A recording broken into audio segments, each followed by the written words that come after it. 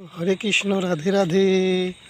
বন্ধুরা, আমি যে তোমাকে আগে দেখেছিলাম আমি যে কী কী কাজ করি সেগুলো তো তোমাদের ভিডিওতে দেখিয়ে দিয়েছি। আর আজকে যে ভিডিওটা আমি করছি, এই বিকেলের দিকে একটু ঘুরতে এসেছি, কাছ থেকে এসে ঘুরতে এসেছি। এখন দেখো ঘুরতে এসেছি তো এসে দেখছি যে সারা বাড়ি জলে থই থই থই থই করছে। এই যে বর্ষা হলো, এই বর্ষায় সারা বাড়িতে জলে থই থই থই থই করছে। তাই এখানটায় এসে পরিবেশটা ভালোই লাগছে একটু। তোমরাও দেখো সারা বাড়ির রাস্তাঘাট সব জলে থই থই করছে। এইরকম মেঠো পথ, দুই ধারে পুকুর, পুকুরের পাশ দিয়ে মেঠো পথ, গ্রাম্য পরিবেশ, বেশ তোমাদের ভালো লাগবে। এরকম পরিবেশে তোমরা একটু আনন্দ উপভোগ করো। আর আমি তো তাই আমি এই কাজগুলো করি, ঠিক আছে। এই যে দেখেছো পুকুর কীরকম, ওই দেখো জল ভর্তি আছে। তারপরে যে এই পুকুরটায় কত জল শাপলা হয়েছে এবং মাছও আছে, বড় বড় বড় বড় মাছও আছে। তারপরে ওই দেখো রাস্তা রাস্তা দিয়ে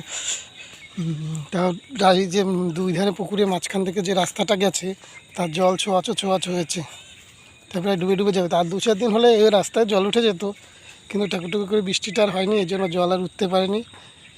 তাই আমি এই দেখো, তোমরা দেখেছো, এই দেখো কত জল উঠে গেছে।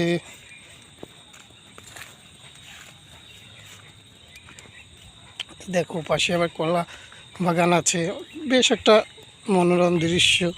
এই দৃশ্য তোমরা উপভোগ করো।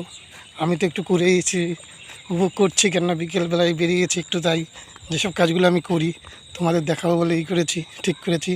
তার জন্য আমার এই বিকেলে একটু আমি বেরালাম, বেরিয়ে দেখছি এইরকম নতুন নতুন ভিডিও আমি তোমাদের কাছে শেয়ার করব।